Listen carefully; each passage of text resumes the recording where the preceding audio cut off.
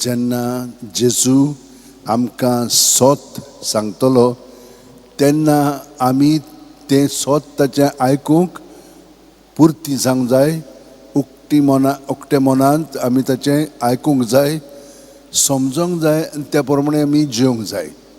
पूण कितें जाता, आमच्या मनांत आनीक चिंतनां आसतात. तीं चिंतनां आमी तांचेर थापता आनी सोत पळय आसा तें आमकां लिपोवन उरता आनी आमच्या चिंतनांनी चालींनी आमी दुसऱ्यांक भायरायता.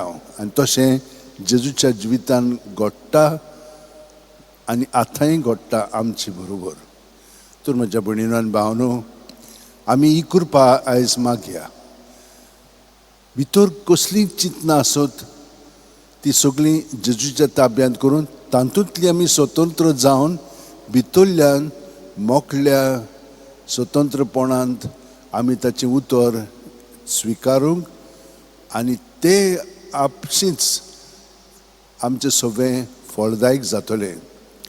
60, 70, 100 पटी आमच्या मदें ताचें उतर सुफळ जातलें.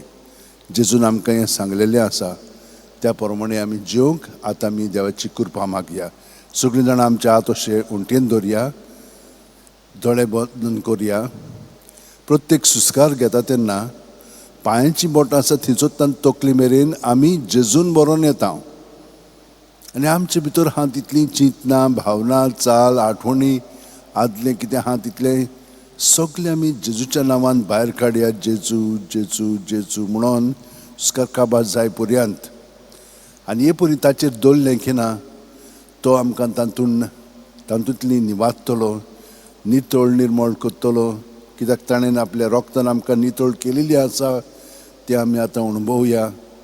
आनी दुसऱ्या सुस्कारान तो ताचें जिवीत आमचें सगळें भरून काडटा, ताका आमी स्विकारया.